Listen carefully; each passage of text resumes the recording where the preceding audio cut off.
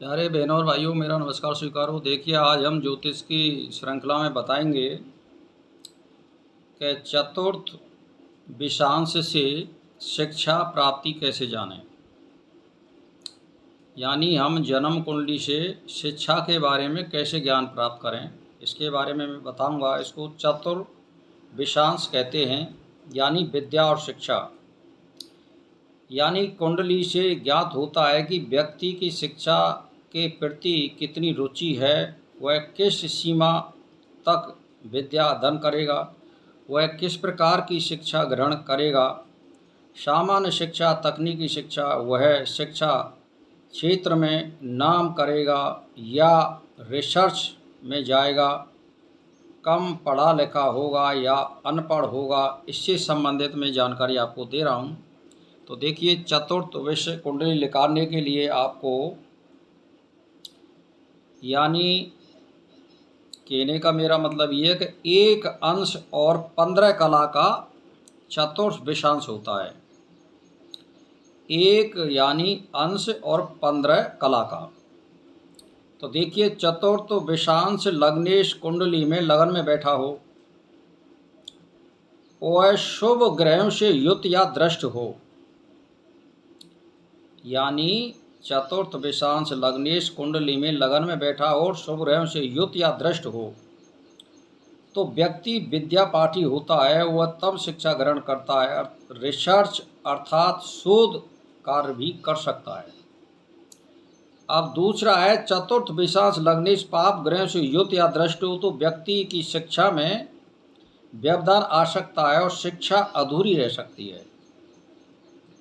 तीसरा है, चतुर्थ विषांश लग्नेश कुंडली में शुभ भाव में बैठा है, तो व्यक्ति की शिक्षा में रुचि बनी रहेगी, वह अपना शिक्षा लक्ष्य पूरा करेगा। चतुर्थ विषांश लग्नेश और जन्म लग्नेश मृत राशि के हों, तो व्यक्ति उच्च प्रकार की शिक्षा ग्रहण करता है।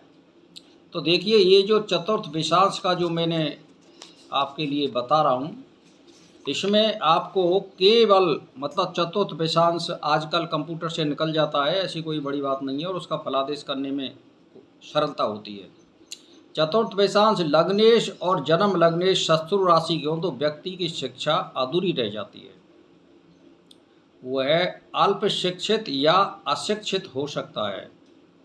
अब है साहब छठवां, चतुर्थ विषांश लग्नेश जन्म कुंडली के पंचम भाव में बैठा हो, तो व्यक्ति उच्च शिक्षा ग्रहण करके ही दम लेता है और परिवार का नाम उज्जवल करता है। उसके बच्चे भी उत्तम शिक्षा ले सकते हैं, सुयोग और विद्वान पुत्र होते हैं। चतुर्थ विषांश लग्नेश कुंडली में नवम भाव में बैठा हो, तो ऐसा जातक धर्म शास्त्रों का ज्ञाता और जानकार होता है। तो भाई और बहनों, मैं तो एक ही बात कहना चाहता हूँ आपसे कि ये जो हम कुंडली को जो देखते हैं, जन्म के समय ये बनाई जाती है,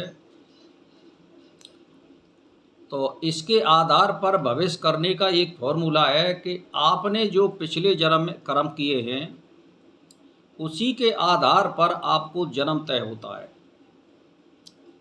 और ज़्यादातर उसी के आधार पर, यानी माता पिता की स्थिति और घर की स्थिति, धन संपत्ति की स्थिति, आचरण की स्थिति, आपके पूर्व जन्म के कर्मों के आधार पर आत्मा स्वतः ही उन्हीं गुणों को लेकर के वहीं उसकी सेटिंग होती है, और उसको सेटिंग देने वाला भी या जन्म देने वाला भी परमात्मा होता है। आत्मा की इसमें कुछ नहीं चलती है।